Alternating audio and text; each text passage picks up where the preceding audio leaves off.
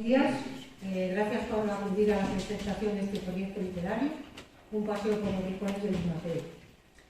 Este auditorio, donde Luis Mateo recibía en el año 2001 el título de Hijo Predilecto de la Villa, acoge la presentación del proyecto cultural Un paseo literario por los rincones de Luis Mateo. Si hace 2 décadas el escritor dejaba claro el cariño que siente por el baile que le vio nacer, al leer una redacción realizada cuando tenía 10 años en la que escribió: lo que más quiero en el mundo es a los de mi pueblo, y si un día marcho y los olvido, será mejor que no me llamen, porque no lo merezco. Hoy es el Valle de la Ciana el que quiere dejar claro el cariño por el escritor, con la puesta en marcha de este proyecto que pretende ser un homenaje al autor y a algunos de sus personajes. Aunque Luis Mateo se fue de Villablino a los 12 años, nunca se olvidó ni de su pueblo ni de sus gentes, como refleja este paseo por los lugares de su infancia y los textos que lo acompañan.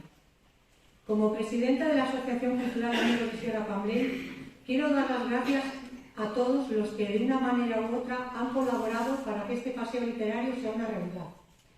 Al Ayuntamiento de Villablino por su apoyo y respaldo a través de la Concejalía de Cultura, al Instituto Leonés de Cultura, al director y coordinador del proyecto, José Manuel Villar y Félix Suárez respectivamente, a Lourdes Suárez y a Anaí Marín por el diseño de la web, al medio centenar de personas que han puesto voz a los textos y, por supuesto, a Luis Mateo por su inestimable ayuda. Para continuar con el acto voy a ceder la palabra al concejal de Cultura, José Luis Real Saavedra, pero antes...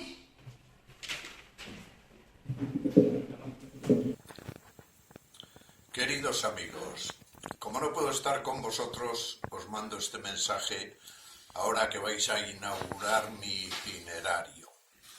Os tengo que dar a todos las gracias, a todos los que habéis participado, que sois muchos, sé que habéis hecho un gran esfuerzo y tal vez no he podido yo ayudaros todo lo debido porque no me ha sido posible. Bueno, pues el itinerario que habéis hecho a partir de mi obra y que vais a recorrer detalla muchos de los sitios, de los lugares de Villablino, sobre todo relacionados con mi infancia, donde se pueden sacar datos de cosas que yo he escrito después. A veces remiten directamente a esos sitios en los que estuve y otras, pues como es lógico en la literatura, de una forma imaginativa, reinventando esos lugares. Espero que os resulte grato el itinerario. Sé que es una manera muy directa y muy entrañable de acercaros a mi obra y que la habéis leído y que la vais a seguir leyendo después de ello. También os prometo algún día ir y acompañaros en este itinerario que vais a hacer ahora sin mí. Un abrazo muy fuerte para todos.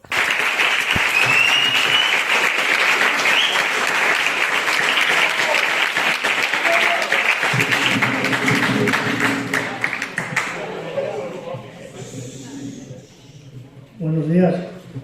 Primero quería decir que pocas veces se ve el auditorio así lleno para algo de cultura, y es verdad.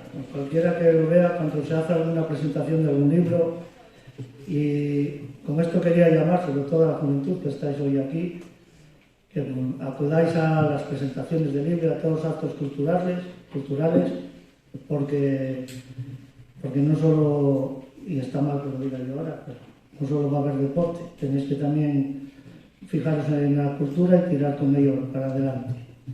Y dicho esto, que igual hoy no tenía nada de sentido decirlo aquí, pero como lo veo tan lleno de juventud, cuando se me presenta Félix para hablar del paseo, bueno, de la ruta de Luis Mateo, al instante desde el Ayuntamiento de Villablino no dudamos en tirar para adelante con este proyecto y ayudar a la Asociación Amigos Sierra Pambley. Es muy sencillo. Luis Mateo, aparte de todos reconocidos con sus obras que me habla siempre del valle en sus obras y todo eso, como bien dijo Lidia, lleva el nombre de Villablino por todas partes que va. Entonces, también eso hay que tenerlo en cuenta. Y sin más, voy a daros las gracias de nuevo, sobre todo Lidia, por el trabajo que estáis realizando de la Asociación de Sierra Pambley, y a Luis, que José José Manuel, que te cedo el sitio para que hables más directo y que pongo ya ahí. A tus manos y a ti, a tus manos, ¿verdad? Ya iba a tirar de mucho y ahora que cambia. Pues muy bien, buenos días. Muchas gracias por asistir a esta presentación, inauguración del paseo literario por los rincones de Luis Mateo. Esto, aunque en la presentación habla de que empezó a germinar en el 2011, es un poquito más antiguo. Voy a ver si corro mucho y no os canso demasiado. En el 2008, el Centro de Formación del Profesorado de León me encargó la ruta literaria de la Fuente de la Edad.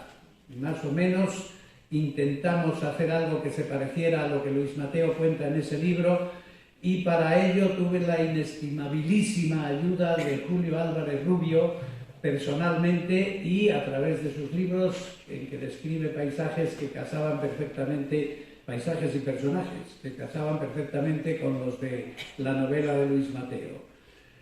Vinimos ese año, repetimos la excursión de los cofrades al año siguiente, en el 2010, pero con otra gente, estos eran de un coro de León, y ese año 2010, esta chica que está a mi lado, ya no sé si azuzada por el concejal de Cultura de entonces y por Félix, que ya estaba metido en estos berenjenales, nos hicieron ruedas de prensa, salimos en los periódicos. Yo aquí tenía un montón de recortes para demostrarlo, pero supongo que no hará falta. Y acordamos hacer algo parecido, pero limitado al ámbito de la Ciana o al ámbito de Villablino, San Miguel más bien, en un futuro próximo. Ese futuro próximo fue el año 2011. Dentro de la Universidad Popular de la Ciana, una de las actividades fue el paseo literario por los rincones de Luis Mateo. Ya en ese paseo del 2011, de vez en cuando en las intervenciones que hacíamos nos prometíamos muy felices el conseguir un día señalizar con placas en las que figuraran extractos importantes de cada uno de los textos, cada uno de los rincones del Via Crucis. Eso hoy es una realidad, gracias al esfuerzo, fundamentalmente, bueno, con el patrocinio del Ayuntamiento e Instituto Leonés de Cultura y demás, a los que fervorosamente se lo agradecemos, pero tengo que destacar sobre todo la insistencia de Félix, que cada vez que me encontraba decía: ¿y eso cuándo lo podemos hacer? A Félix en algún momento se le unió Lidia en esa insistencia y en esa invitación a sacarlo adelante, y por fin hoy ya está. Bueno, pues este proyecto de este año 2022 quiere o quería ir algo más allá de lo físico, del recorrido por la geografía del pueblo y las paradas correspondientes en los rincones más significativos. Es la inauguración también de la versión digital del mismo. Para él teníamos la ilusión de que Luis Mateo leyese por lo menos el comienzo de cada uno de los textos escogidos. No fue posible que lo hiciera con todos, pero sí tenemos el gusto de disfrutar de su palabra en 5 de ellos, algunos al completo y otros fragmentariamente. Esos que están fragmentados y los que no ha leído en absoluto, pues se completan con la lectura, en primer lugar, de las personas que participaron en el recorrido del 2011 y a las que luego se van encadenando otras personas, fundamentalmente en este caso alumnas, alumnos y profesores, profesoras de los 2 institutos del Valle. Se me fue el santo al cielo. Aunque Lidia crea que no es posible. Y no quiere bajar. No quiere bajar. A ver. Y no es cuestión de mirar papeles, porque no está escrito lo que tengo que decir. Bueno, ya vino adelante.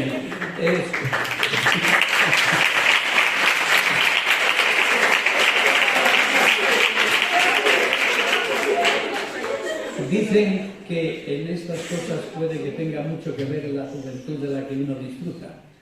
En fin, esperemos que no se repita mucho.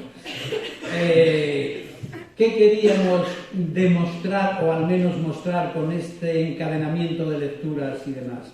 Pues algo que es evidente. La obra literaria nace de la imaginación, del talento del autor, del escritor, él la plasma por escrito, pero inmediatamente se apoderan de ella sus lectores, que la van recreando cada uno a su manera, porque como sabéis, cada lector recrea los poemas, las novelas, los ensayos, lo que sea, de una manera distinta según su propia cultura, formación, sensibilidad, etcétera, etcétera.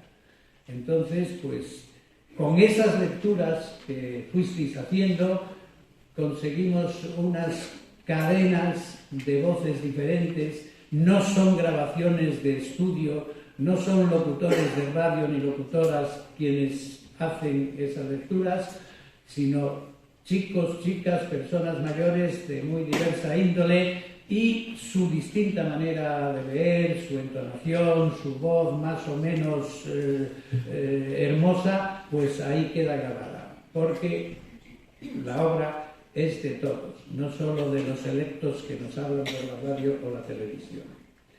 Y yo creo que de esta introducción no tengo más que decir. No sé si procede ahora hacer un recorrido mínimo, o sea, con un comentario mínimo por cada una de las estaciones. Este es el folleto que se usó en el 2011. Ah, no, este no es, pero bueno, esto es otra vez.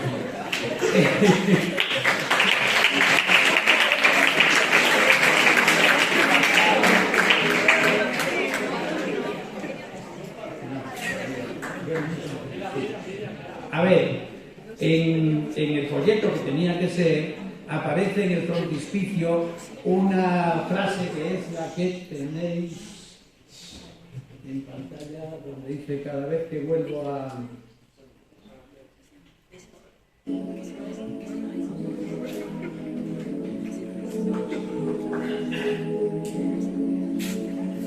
Bueno, mientras aparece, dice que cada vez que vuelvo a mi pueblo, vuelvo en el tiempo y en el sentimiento a mi infancia. Es una manera, su versión de lo que dice el poeta Rilke, de que la infancia es la patria del hombre.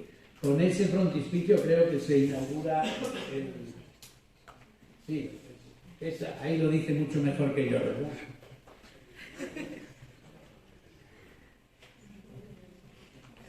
Entonces, vamos a empezar un recorrido por distintos puntos significativos de su obra. Habría que hablar de por qué se merece este homenaje Luis Mateo, por qué es tan importante. Sabéis en general que lo es, que ha tenido muchos premios, que ha escrito innumerables obras, en muchas de las cuales se reflejan vivencias del Valle, etc. Pero yo quiero ahorrarme un montón de palabras y se la voy a ceder a un ramillete de alumnas del Instituto Valle de la Ciana que tienen alguna sorpresa preparada al respecto.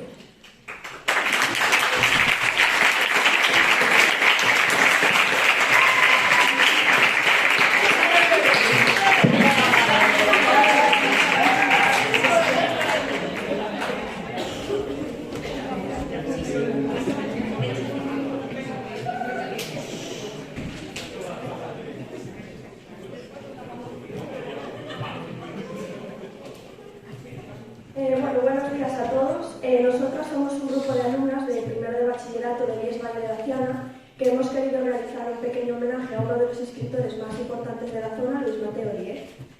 En primer lugar, antes de comenzar, queríamos dar las gracias a una serie de personas. En primer lugar, a nuestra profesora Beatriz, de Lengua y Literatura Castellana, que gracias a sus consejos y ánimos hemos podido realizar un mejor trabajo. Y en segundo lugar, a José Manuel Villar, por todos los datos curiosos e información que nos proporcionó y que hizo que le diésemos a nuestra presentación un toque más familiar y cercano. Ahora sí vamos a comenzar con esta presentación realizada por Sara, Paula, Amalia, Lourdes y Lucía, en el que comentaremos los datos e información más importante sobre la vida y anécdotas de nuestro escritor Luis Mateo Díez. Luego pondremos un pequeño vídeo a modo resumen, le daremos paso a nuestra compañera Noelia, que va a leer un pequeño texto, y finalizaremos con la presentación de nuestros compañeros de clase que se han centrado en la ruta literaria realizada en nuestro pueblo. Luis Mateo Díez nació el 21 de septiembre de 1942. Es un escritor y académico español originario de nuestro pueblo. Aquí, su padre, Florentino Agustín Díez, era secretario del antiguo ayuntamiento, que ahora es la actual oficina de turismo donde también nació nuestro querido escritor. Su madre se llamaba Milagros Rodríguez, ambos naturales de la Magdalena, lugar donde pasó gran parte de las vacaciones de su infancia y adolescencia. Allí enriquecerá su aporte literario y oral, adquirido por sus familiares y amigos, aparte del ya adquirido en Villavino, durante su niñez, en sus juegos imaginativos en el desván y correrías con sus amigos, a los que mencionan algunas de sus narraciones más conocidas como Días de desván. Luis Mateo no es hijo único, sino que tiene 4 hermanos. Los 3 mayores, Floro, Miguel y Antón, que fue con el que más se identificó siempre, y su hermano pequeño, Fernando. Cuando él tenía 12 años, en 1954, su padre fue nombrado secretario de la Diputación Provincial de León y la familia se trasladó a la capital. Cursó el bachillerato en el Colegio de los Agustinos. En 1962 se desplazó a Madrid con su hermano Antón, que estudiaba Bellas Artes, para iniciar allí sus estudios de Derecho en la Universidad Complutense. Un año más tarde, junto con los poetas Ángel Fierro, Agustín Delgado y José Antonio Llamas, y el pintor Higinio del Valle, fundaron en León la revista Claraboya, que fue un gran avance en el panorama cultural del momento. Contaron con el patrocinio del cura Bernardino Martínez Fernando y con la colaboración, entre otros, del actual Premio Cervantes Antonio Gamonera. En 1965 continúa la carrera de Derecho en Oviedo. Escribe y obtiene algunos premios y conoce a Gustavo Bueno y Emilio Alarcos. En 1967 termina finalmente su carrera y se gradúa en Derecho. Vuelve a Madrid y sigue escribiendo en el estudio de su hermano Antón, ahora más en serio. En 1970 consigue, por oposición, la plaza de funcionario en el cuerpo técnico del Ayuntamiento de Madrid, trabajo que compaginó con una abundante producción literaria hasta el 6 de mayo de 2009, en que se jubiló. Conoció y estableció amistad con otros muchos escritores, y también es este mismo año cuando conoce a Margarita Álvarez, con quien un año más tarde se casará. En 1972 escribió Señales de humo y en octubre nace su primer hijo, al que llama Gonzalo. En 1973 publicó Memorial de Hierbas y con esta obra fue finalista del premio Novelas y Cuentos, un año antes cuando fue escrita. También le concedieron uno de sus primeros premios, el Premio Café Gijón, de novela corta, por apócrifo del Clavel y la Espina.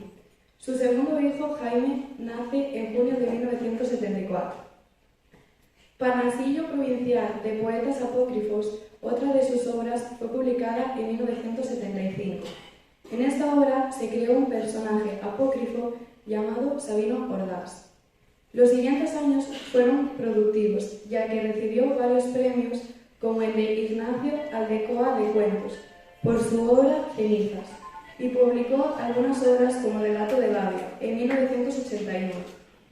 En 1982 se publicó la película La Fuente de la Edad, basada en una de sus obras. En ella se cuenta con la participación de varios actores, en los que se encuentra el reconocido Antonio Resines.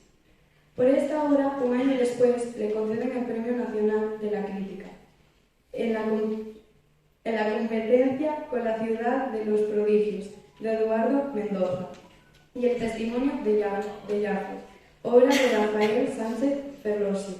Este año también recibió el Premio Nacional de Literatura. Desgraciadamente, un año más tarde, falleció su madre, Milagros Rodríguez. En 1996 se publica El espíritu del páramo, el primer libro de lo que se convirtió en una trilogía llamada Celama, en la que se trató acerca de la muerte de su madre y sobre la vejez de su padre, el que fallecería un año en abril de ese mismo año. 3 años después, en 1999, ve a luz la segunda parte de Celama, llamada La ruina del cielo, un obituario. En el año 2000, Luis Mateo Díez publica El pasado legendario, Luna del Caribe y La Ciana, suelo y sueño. Recibió el Premio Nacional de la Crítica y el Premio Nacional de Narrativa, gracias a La ruina del cielo. En ese año también es nombrado miembro de la Real Academia Española, ocupando el sillón de la letra I mayúscula, sustituyendo a Claudio Rodríguez. 2 años más tarde publica el epílogo de Celama, con el nombre de El oscurecer, un encuentro, y El reino de Celama, que recopila la trilogía completa. En el año 2004 publica Las lecciones de las cosas, obra homenaje a la instrucción libre de enseñanza, en la que se recrea un viaje por la zona, nombrando a Genaro de los Ríos y a su amigo don Paco Sierra Pamplén, entre otros. En este mismo año se estrena en Valladolid la adaptación literaria de Celama. El 14 de marzo de 2022 presenta en el Salón de Actos de la Real Academia Española su obra más reciente, Celama, un recuento, donde regresa al reino imaginario construido en sus historias. La mayoría de los relatos presentes en esta publicación forman parte de la trilogía compuesta por las novelas mencionadas anteriormente.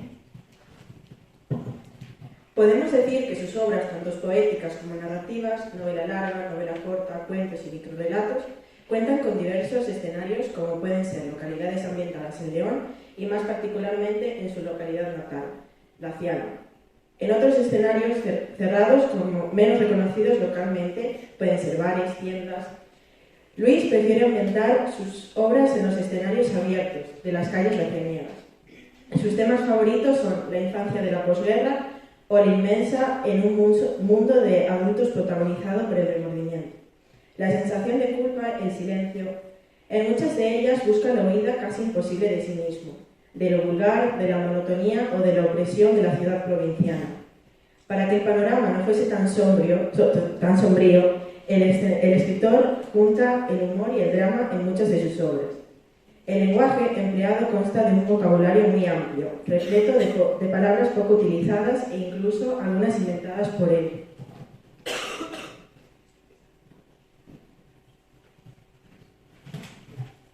Los registros utilizados están adaptados particularmente a cada personaje.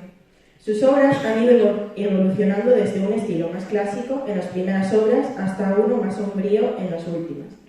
A pesar de que hay obras más complicadas de leer y comprender debido a la crudeza de algunos de sus temas o a la complejidad de su léxico empleado. Luis Mateo Díez es un autor de raíces lacianiegas que pese a la distancia que se encuentre, siempre permanecerá en nuestros corazones. Y los bavianos y tanto lacianiegos le acogerán en sus brazos abiertos. Ahora os vamos a presentar un vídeo que hemos hecho nosotras sobre un pequeño resumen. Esperemos que...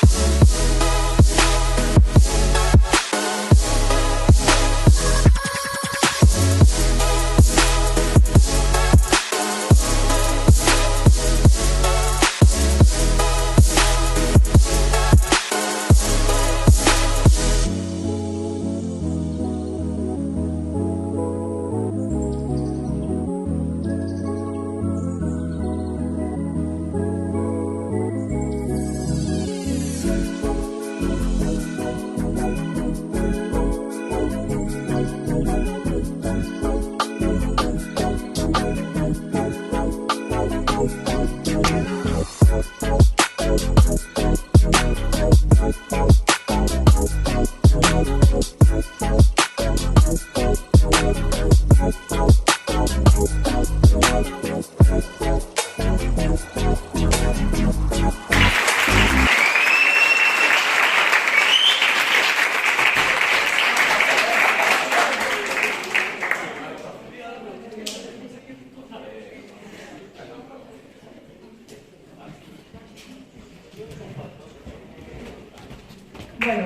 en este trabajo mis compañeros y yo hemos intentado explicar de la mejor manera posible la vida de Luis Mateo Díez. Hay unas cartulinas colocadas fuera del auditorio en las que hemos explicado su bibliografía y sus obras más importantes. Nosotros, al realizar el trabajo, leímos un fragmento de su libro titulado Microrrelatos. Este libro está compuesto por 38 microrrelatos y fue publicado en 2002. El que más nos gustó, nos llamó la atención, es el titulado La Carta. Ahora voy a leer el fragmento de este. Todas las mañanas llego a la oficina, me siento, enciendo la lámpara, abro el portafolios y, antes de comenzar la tarea diaria, escribo una línea en la larga carta. Desde hace 14 años, explico minuciosamente las razones de mi suicidio. Este fragmento, como ya he dicho, nos gustó, captó nuestra atención, ya que si lees simplemente el principio puedes interpretarlo de distintas formas. La parte clave, la más importante, es el final, en la que se comenta el deseo de acabar con su sufrimiento y, por lo tanto, acabar con su vida. Para finalizar, aunque no esté presente, me gustaría agradecer que haya escrito libros en los que se haga referencia a nuestro valle. Así que muchas gracias.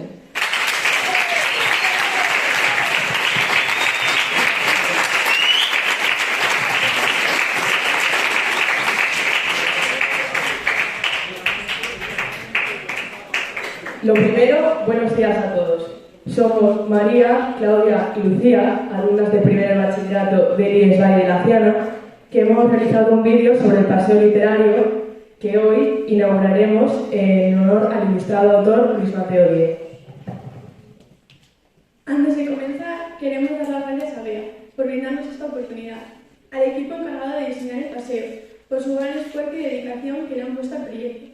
Por consiguiente, al Ayuntamiento por brindar la oportunidad de participar en el Instituto NEM, al párroco local Don Bruno por aportarnos información sobre la iglesia de San Miguel y a Rita Vivir a un Pueblo por cedernos unos planos aéreos de Villarín.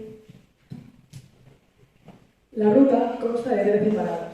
Comienza en la casona de Sierra Pambley y continúa por la librería de Nemesia, el antiguo ayuntamiento, la fuente de la plaza de Sierra Pambley, el cine viejo, las escuelas graduadas, donde allí hay 2 paradas, el Parque de los Cedros, la iglesia de San Miguel, la cuadra de Conrado, la casona de los Gancedo, la casa del Ojalatero, hasta llegar finalmente a lo que antes era la estación del tren, donde finaliza la ruta.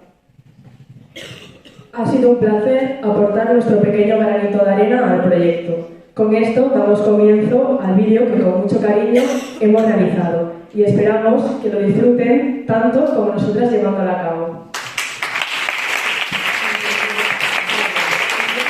Entre el Bierzo, Bavia y Asturias se encuentra el Valle de Laciana, una cuenca minera de montes escarpados, la cual es el origen del ilustrado autor Luis Mateo Díez. Estos montes llenos de historia, que en invierno se tornan de un hermoso color blanco, llenan de recuerdos al autor y son musas para sus obras, en las cuales retrata con afecto los rincones de su añorada infancia. Los Rincones de Luis Mateo es un paseo literario por diferentes lugares que han inspirado al autor para escribir sus obras. Al igual que Luis Mateo escribe en su obra Espejo del Valle, hay muchas formas de volver, pero pocos sitios a los que regresar. Y él nos deja claro que el valle es un sitio al que volver. Antes de comenzar con las localizaciones de la ruta, cabe destacar los rasgos generales de esta. El desnivel positivo es de 50 metros y la distancia aproximada es de 5,84 kilómetros. El tiempo aproximado es de unos 50 minutos sin paradas por un recorrido urbano, lo que hace que la ruta no implique demasiado esfuerzo. La actividad está compuesta de 2 formatos, las placas y la página web. Por cada localización de la ruta hay una placa en la que se nos muestra una foto del lugar, el texto que recuerda ese rincón, un mapa de dónde se ubica ese punto y el código QR para acceder al relato completo situado en la página web. El paseo comienza en la casa de Sierra Pambley. La Fundación Sierra Pambley tiene una de sus sedes en esta casa típica lacianiega en forma de herradura. El origen de esta fundación se remonta al 21 de abril de 1887, cuando Francisco Fernández Blanco de Sierra Pambley la creó, siendo su consejero Gumersindo de Azcárate. Esta enseñaría primera escuela de enseñanza mercantil y agrícola de Villablino. Posteriormente pasó de escuela a constituirse como fundación benéfico-docente.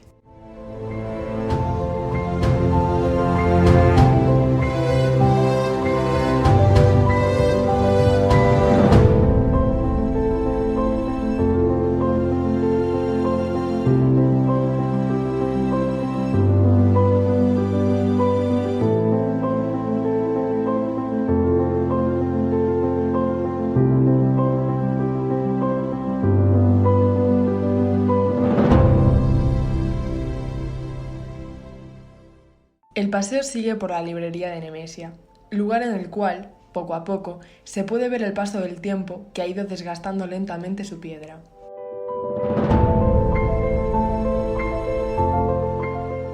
El paseo continúa por el Ayuntamiento Viejo, actual oficina de turismo, lugar donde nació Luis Mateo Díez y donde trabajó su padre como secretario. Enfrente del Ayuntamiento Viejo encontramos nuestra siguiente parada, la Fuente Sierra Pambley. Fuente en honor al ya nombrado don Francisco Sierra Pambley.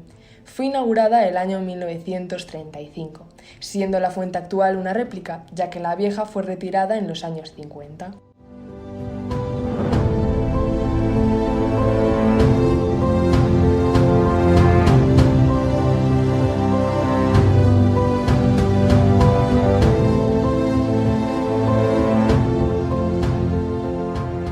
La siguiente parada es el Cine Viejo, por aquel entonces conocido como el Cine Musiben, edificio el cual tiene una belleza especial que transporta esos tiempos en los cuales adultos y jóvenes acudían a divertirse.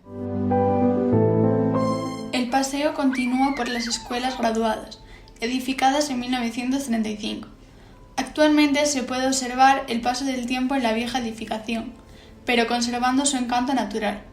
Primero pasando por la entrada de arriba y teniendo una segunda parada en la entrada inferior.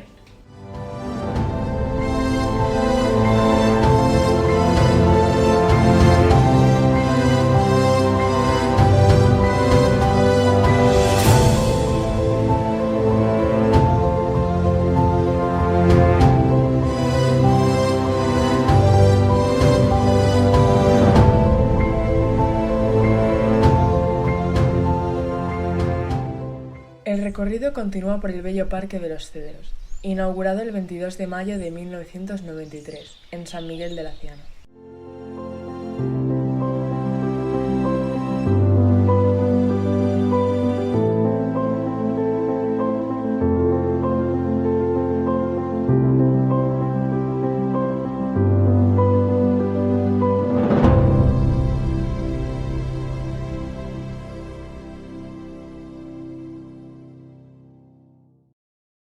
La siguiente parada se encuentra en la iglesia de San Miguel, edificada en el siglo XI de estilo parte gótico en la zona del presbiterio y en la capilla de los Gómez, y es renacentista la cúpula de la capilla de los Vuelta y la nave central reformada en el siglo XX. El paseo continúa por la cuadra de Conrado, impregnada de un ambiente sosegado que magnifica su singular atractivo.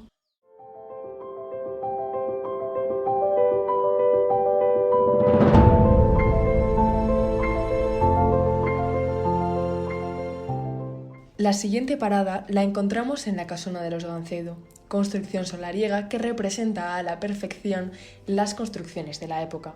Es una casa con construcción en U y con capilla propia.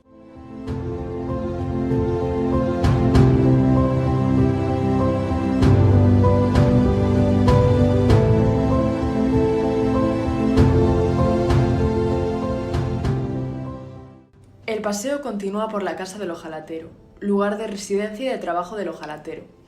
Está ubicado al lado del río, el cual le da encanto a la estructura.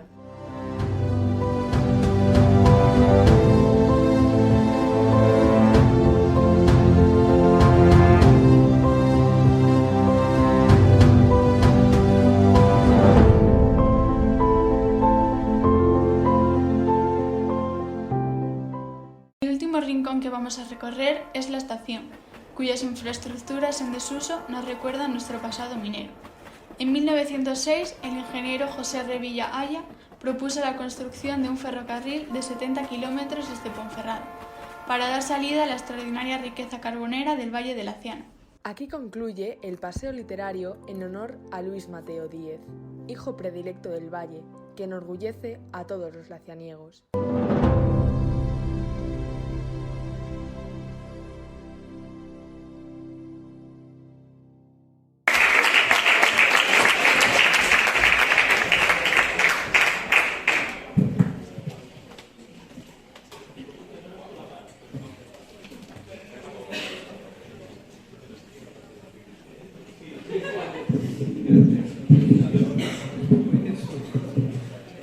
Bueno, es emocionante ver a esta juventud entusiasmada e ilusionada por la literatura, por la creación, por la creatividad, por la vida, en realidad. Entonces, muchas gracias, chicas, enhorabuena a vosotras y a vuestras profesoras, porque sé que hay implicadas en el plano literario y en el plano artístico, lo mismo que, vuestra profesora Beatriz y Monse, del Instituto Valle de Laciana, lo mismo que a la profesora Ana Abello del Instituto Obispo Argüelles, que aunque no haya presentado obras de estas tan llamativas, no pudo hacerlo por problemas de salud en su momento y otras circunstancias que se lo impidieron, pero sí que ha coordinado y colaborado en la elaboración de las lecturas de las lecciones de las cosas, que es una obra inmensamente larga y que se ha repartido pues entre unas 20 personas, profesores y alumnos de ese instituto.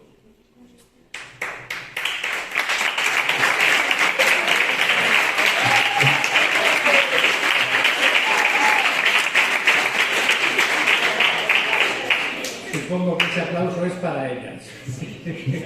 Bueno, vamos a ver, unas ligeras pinceladas sobre estas estaciones que nos acaban de presentar en el vídeo, más que sobre los lugares en sí, que ya están descritos, algo sobre las obras en que aparecen los textos que Luis Mateo escribe. Y bien, empezamos por las lecciones de las cosas.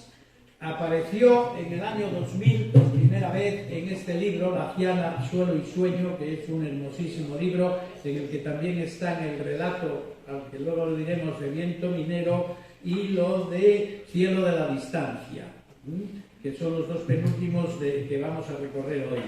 En las lecciones de las cosas, os acabo de decir que es larguísimo. Tenemos preparada, aunque no publicada, una versión muy reducida, pero en esa versión muy reducida se pierde mucho de lo hermoso e interesante que hay en la versión completa, que os aconsejo que leáis si no lo habéis hecho ya, porque es una obra en la que Luis Mateo hace ficción, o sea, los personajes son reales, Ginés de los Ríos, Cosío, Paco Sierra Pambley y otro de la Institución Libre de Enseñanza, Azcárate, efectivamente. Los tres que no son don Paco vienen desde Madrid en un día del siglo XIX al Valle, en un viaje problemático por el invierno a través de la carretera, que ya os podéis imaginar cómo estaba entonces. Llegan hasta Río Oscuro, y desde allí luego vienen andando a Villablino. Luego se reúnen, charlan, etcétera, etcétera, y acuerdan fundar una escuela en Villablino que no solo sirva para las enseñanzas, digamos, tradicionales, sino para que puedan sacar partido de lo que el Valle y la vida les da, es decir, aprender las lecciones de las cosas. Hace ficción, digo, y utiliza una de las armas más representativas de Luis Mateo, que es el lenguaje. Cada personaje tiene un lenguaje distinto de los demás, propio y característico, que lo identifica plenamente. No hace falta que él lo describa, el cómo es. Solo con oírle hablar sabemos cómo es. Y eso no es exclusivo de esta obra, sino de todas. Por ejemplo, en La Fuente de la Edad, cada uno de los personajes se refleja en sus palabras. La fuente de la edad.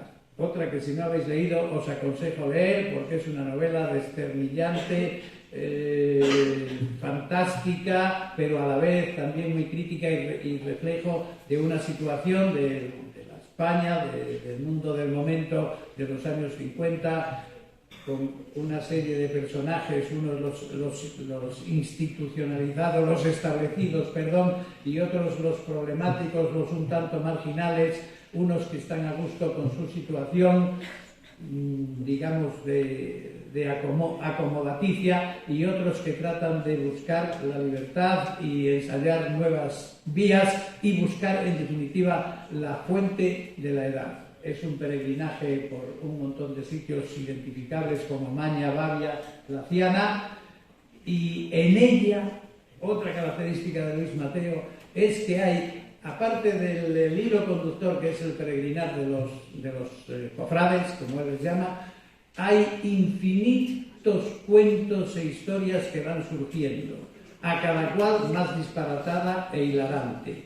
De ellas, lo adelanto ya, una es la que situamos aquí en la llamada Cuadra de Conrado, que lógicamente eso no sucedió en la Cuadra de Conrado actual, ni siquiera sucedió supuestamente en el Valle de Laciana, porque el personaje que va hablando cita su vida cuando estaba en el valle, allá en Laciana, lo cual quiere decir que está hablando de ese otro punto, posiblemente la zona de la Magdalena o por ahí, que es donde Luis Mateo pasaba también los veranos y donde bebió mucho, en donde mucho se alimentó su fantasía también y su imaginación. Bueno, pues ¿por qué la pusimos ahí? Porque como vamos haciendo el recorrido hacia la casona y demás, y en algún sitio había que poner esta escena, este cuento que no podía faltar, pues lo cogimos de camino y dijimos, este es el lugar adecuado, no nos vamos a desplazar hasta Omaña para situar esto. Las lecciones de las cosas, vuelvo. Aparte de la ficción de que os acabo de hablar, también es un homenaje a la institución libre de enseñanza, aquella que en el siglo XIX, impulsada por la filosofía krausista, pues trataba de ensayar un nuevo sistema educativo en contacto con la naturaleza y con la vida. Es también una reflexión sobre el arte de novelar, y es filosofía, es poesía y es una muestra, como os dije antes, de un dominio total del lenguaje, con palabras que no son muy usuales a veces, algunas incluso inventadas por él, etc.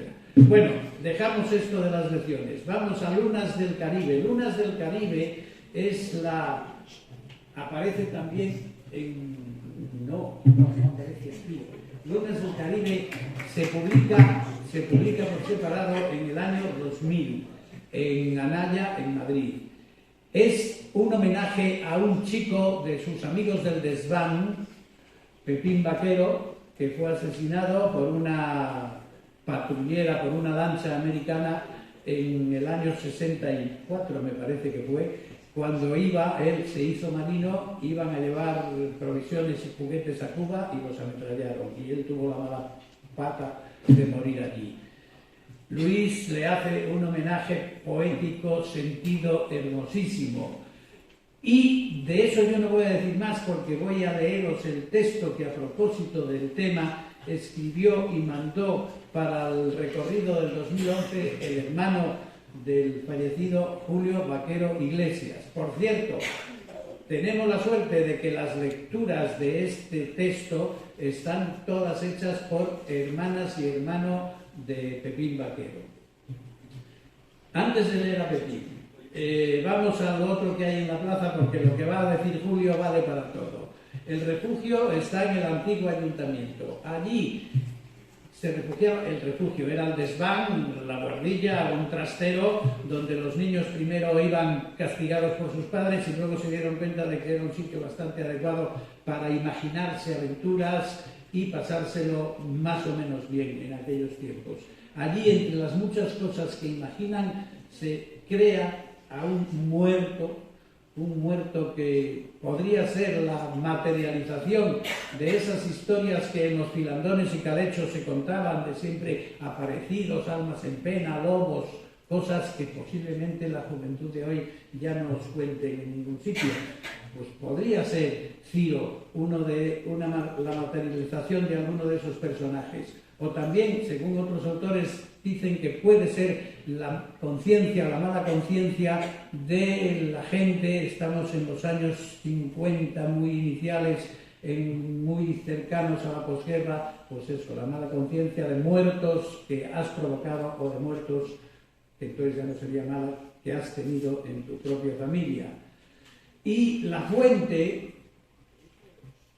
que ahora hay esta réplica de color así, bueno, ya lo sabéis, era una hermosa fuente de mármol blanco que, según nos cuenta Emilita, fue donado por los Arias de Rioscuro para construirla. Era una fuente monumental, daba agua al entorno de ella. Pensad que en el siglo XIX no había agua corriente ni cosas de esas, y bien entrado el XX, pues seguía la gente cogiendo el agua ahí venían las vacas a beber, etcétera, etcétera. En el año 62 no se sabe muy bien por qué fue desmantelada. Parece ser que es que alguien decía que si las vacas al beber manchaban el suelo. Puede ser. El caso es que desalojaron la fuente y en su lugar pusieron un aparcamiento de taxis. Los mármoles no se sabe muy bien por dónde andan desperdigados, aunque algunos sí se ven en unas escalinatas que hay subiendo al cine de Villablino, al cine viejo, y por ahí. Bueno, pues sobre estos tres escenarios leo las palabras de Julio. Luis Mateo dibujó en Días del Desván, con una exquisita precisión y su imaginación desbordante, el mapa del territorio en que se desarrolló nuestra infancia. En ese mapa los puntos cardinales eran las rapigueras, al norte, con el esplendor de sus escobas y donde se encontraban los lugares épicos de nuestros juegos infantiles, como Peña Jurada o Peña de los Enanos. Allí los pinos se convertían en mástiles de barcos y las rocas en escondrijos de piratas. Al sur, la estación, con su tren minero, cuyos vagones inactivos nos servían de refugio y de escenario privilegiado para nuestros juegos de combates de indios y vaqueros y de viajes de aventuras por lugares exóticos. En el centro estaba la plaza, corazón, mercado y ágora del pueblo, y en su epicentro se situaba aquella fuente suntuosa, expresión de la vocación más ganadera que minera que en su origen tuvo Villablino. Dentro de la plaza se localizaban los dos puntos claves de nuestro territorio infantil, el desván del ayuntamiento y el reducido soportal donde estaba instalada la cartelera del cine de don Gerardo, uno de los hombres más bondadosos que he conocido y que más beneficiosos y desinteresados servicios prestó a las gentes del valle. A ambos lados se situaban el kiosco tienda de mi madre Nemesia y la frutería de Araceli. Ese soportal era el verdadero núcleo de sociabilidad del pueblo. Allí, resguardados de la lluvia o del sol, los mineros que descansaban, los habitantes del pueblo que venían a ver las carteleras o a comprar el periódico en casa de mi madre, o los lacianiegos de los pueblos de los alrededores que se habían acercado a comprar o a cubrir otras necesidades, charlaban e intercambiaban opiniones sobre todo lo divino y lo humano. En la reducida tienda kiosco de Nemesia se podía desde comprar el periódico, intercambiar por unos céntimos aquellas novelas populares de Marcial Lafuente Estefanía o de Corín Tellado y adquirir tabaco rubio de contrabando, hasta llevarse unas zapatillas, unos botones o unas medias. Y con frecuencia se desarrollaban unas tertulias muy animadas y se intercambiaban las noticias, sucesos y chismes del pueblo. Nemesia era una vendedora y luchadora nata donde las hubiese, y trabajadora de sol a sol hasta la extenuación. Ella, con su tienda, era toda una institución no solo en el pueblo, sino en todo el valle.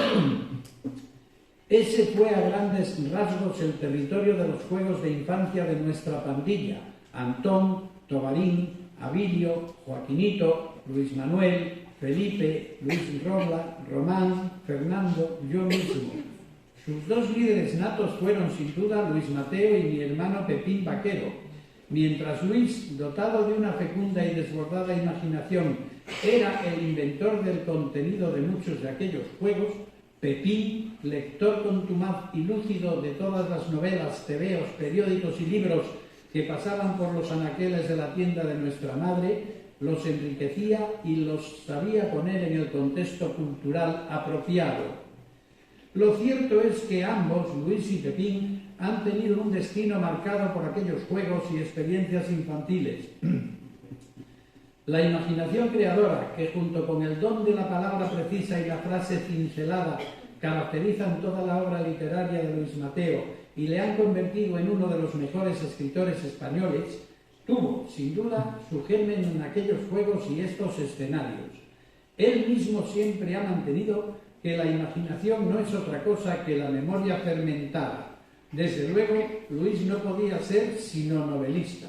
Por su parte, la amplia cultura que Pepín pudo adquirir casi por sí solo, como resultado de su voracidad por la lectura y su clara inteligencia, le incentivaron su curiosidad por conocer el mundo y sus diversas culturas, y le llevaron a abandonar su intención de hacer la carrera de medicina e inclinarse por su vocación de marino, con el fin de conocer de primera mano todo lo que había aprendido en sus lecturas. El destino de mi hermano estuvo también, pues, marcado por su infancia. No podía ser otra cosa que marino, y hasta su trágica muerte no fue sino, como relata Luis en Lunas del Caribe, la versión cruel y real de uno de aquellos juegos heroicos y trágicos de los niños del desván. Muchas gracias, Luis.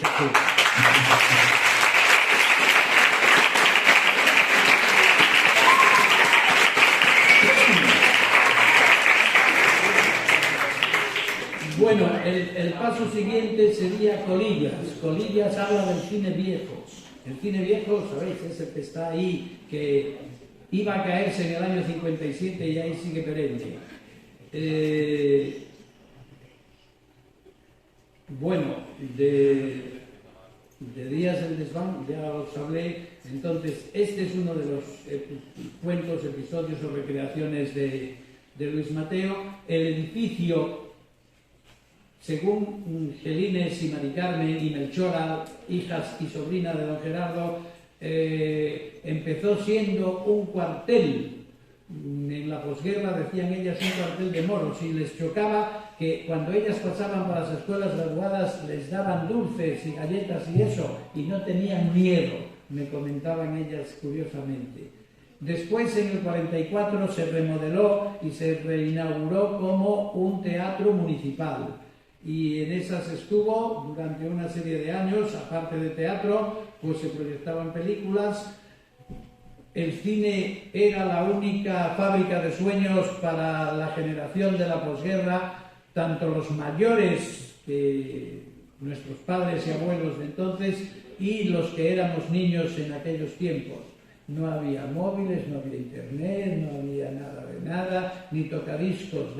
En alguna casa una radio de las antiguas que a veces costaba conectar con la onda corta, haciendo y hasta que conseguías que apareciera una voz nítida.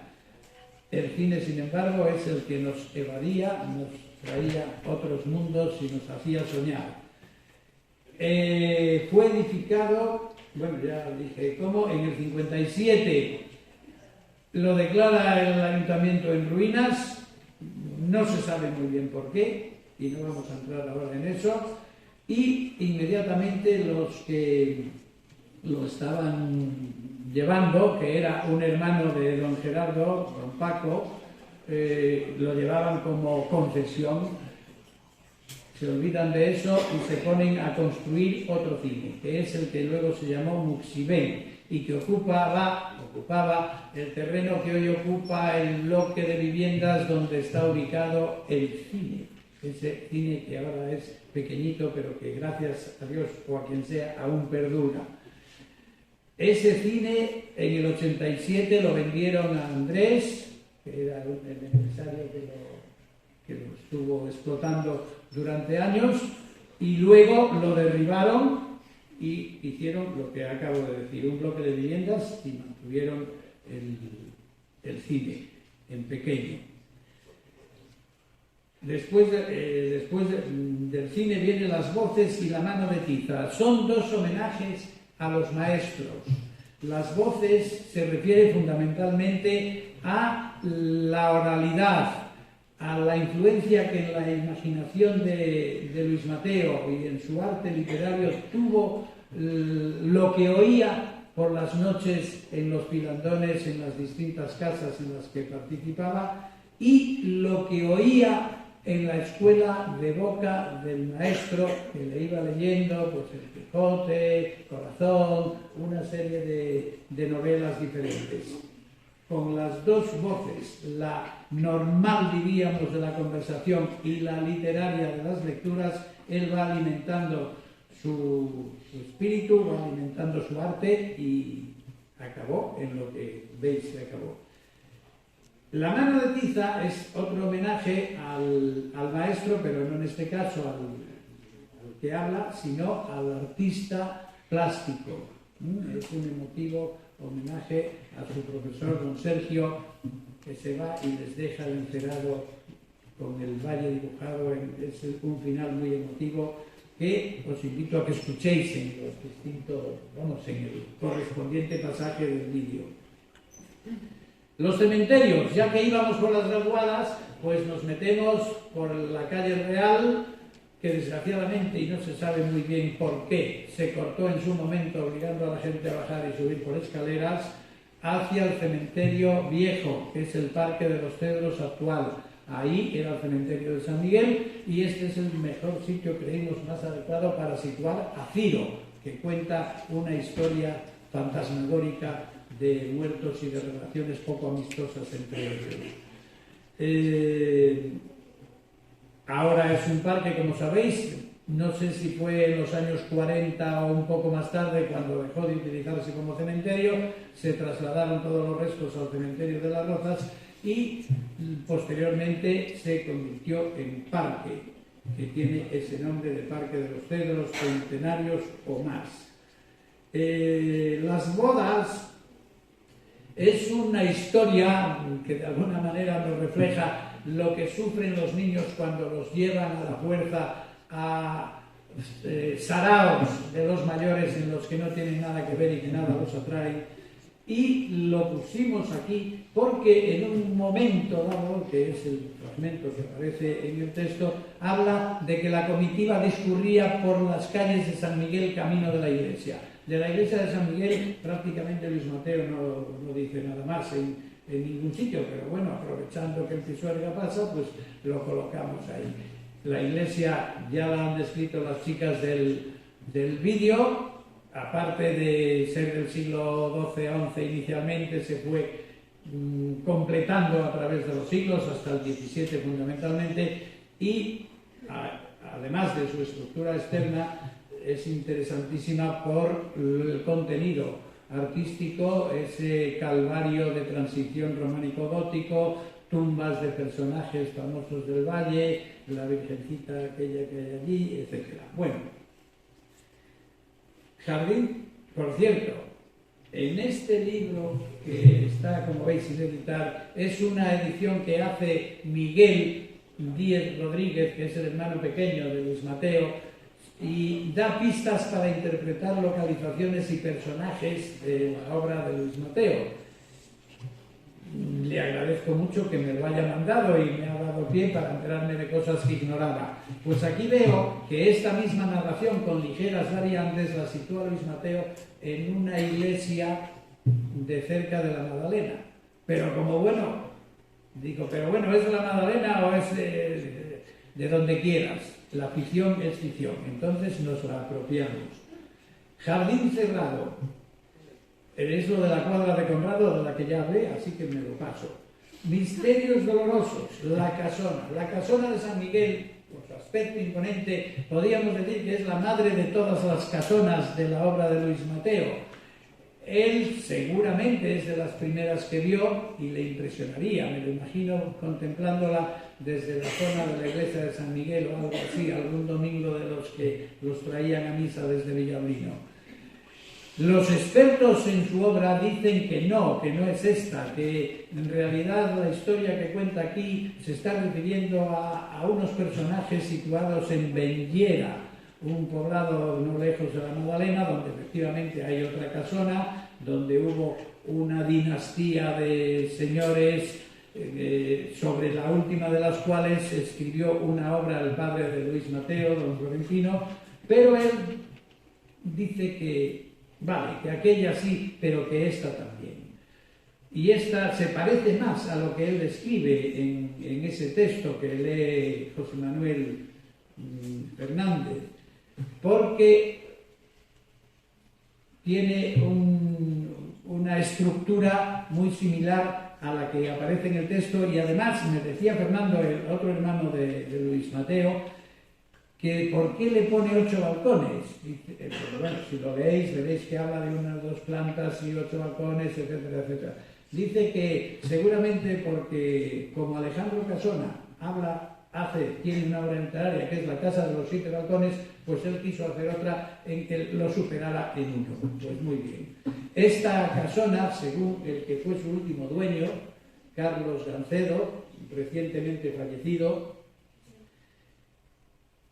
dice que se construyó entre el 1600 y 1800, no hay fechas fijas, se construyó con restos de un palacio que había habido en Las Rozas, de San Mamés de las Rozas, que era propiedad de los marqueses de Inicio, y que, bueno, pues aprovecharon después de un incendio maderas para edificar la casona de San Miguel. Él dice que casi segurísimo, porque en una reforma que hicieron hace años que aparecían vigas tomadas, vigas quemadas.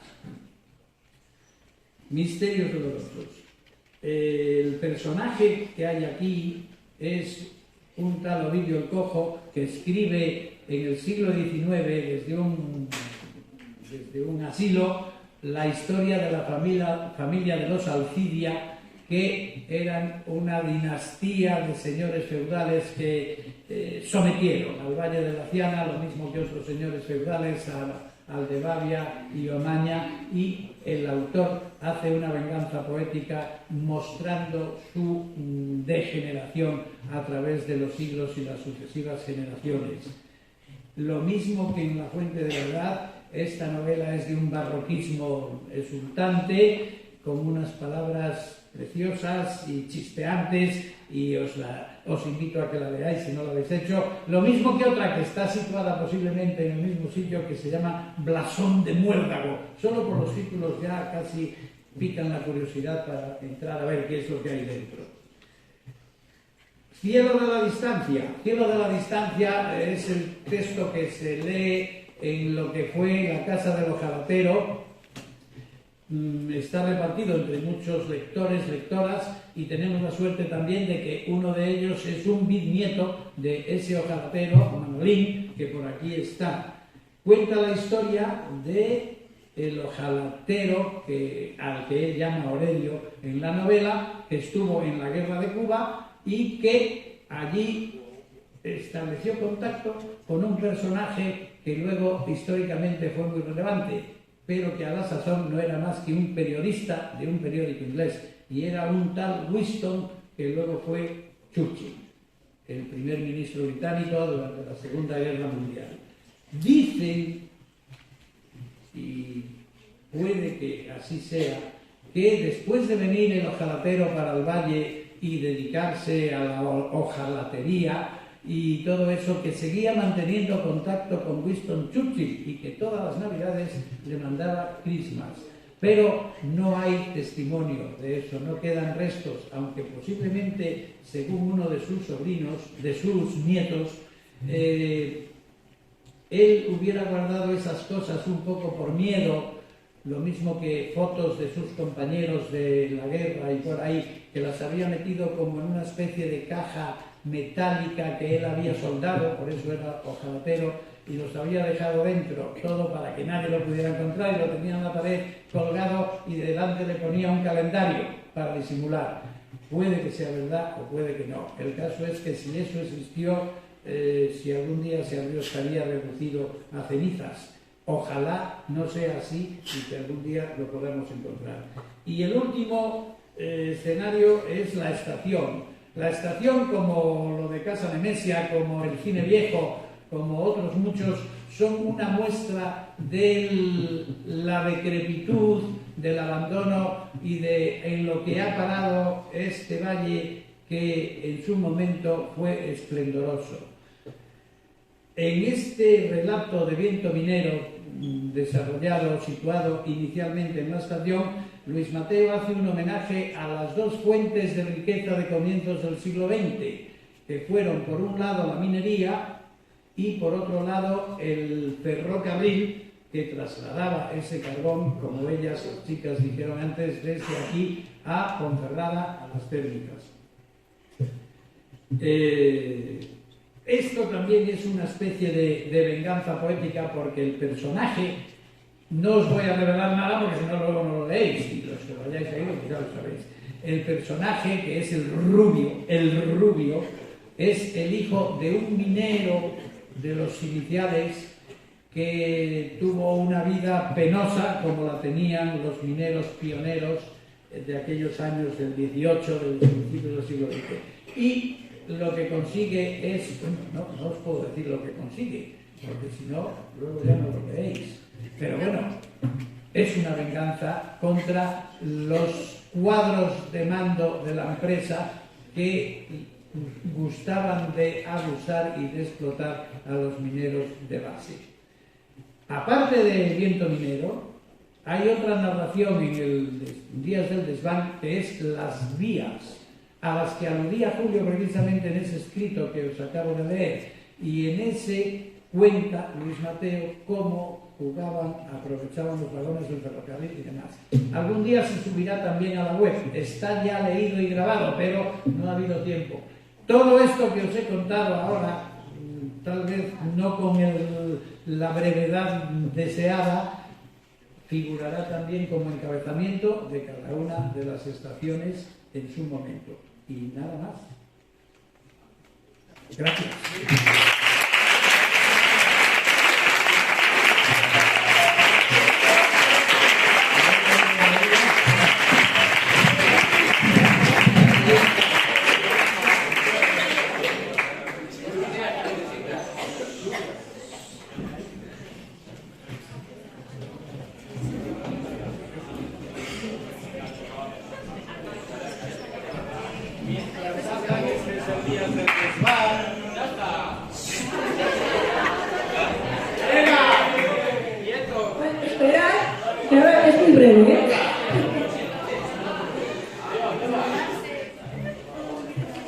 Muy breve, que ya acabamos.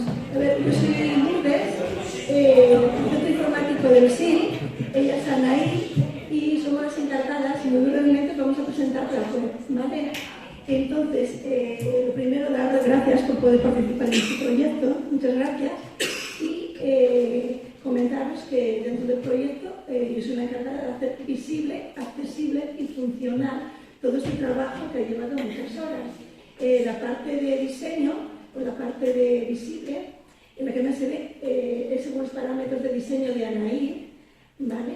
Y luego la parte de contenido es todo el trabajo que ha desarrollado el equipo, que es de muchas horas, y que la web, aunque parece algo muy pequeño, podéis imaginar todo lo que lleva detrás. La parte funcional de la web, como ya he comentado en los vídeos de sus compañeros, muy bien, con un material muy bien hecho, la verdad que se podía aprovechar.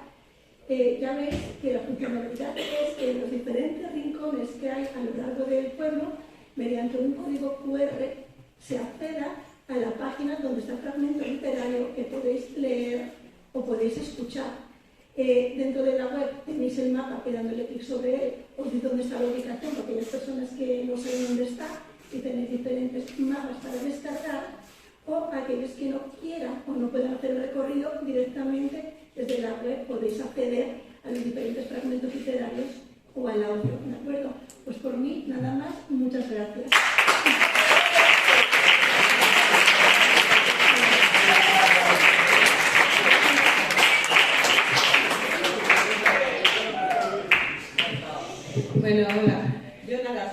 podría deciros muy brevemente en lo que me he basado para hacer el diseño gráfico. Para hacer el diseño utilicé como base una acuarela porque me parecía que era una técnica que podía ser muy evocadora y muy poética y que podía quedar muy bien con este itinerario literario, ¿no? La que realicé tras varias pruebas es esta, que como veis corresponde a la cabecera, está tratada luego también digitalmente. Esta parte de aquí sería la cabecera y esta parte de aquí sería el pie de página de la página web. Toda esta imagen está también en todos los carteles y en todos los paneles que se han hecho del itinerario. Y bueno, y representa un poco lo que es el camino. El camino, esta imagen, esta franja de colores ocres, pues representa un poco el itinerario, el camino. Y sobre ella pues aparece el... Ponme lo de arriba, la portada. Aparece el nombre de Luis Mateo, que es bueno, el que recorre ese camino. Y bueno, y nada más.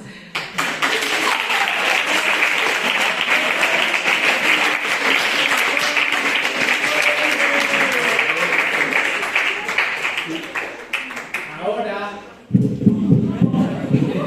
no voy a volver a hablar, no tienes miedo.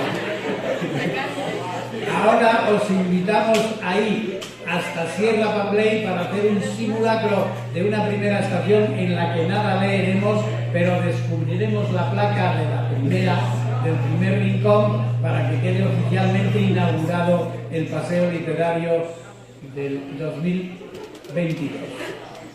Nada más.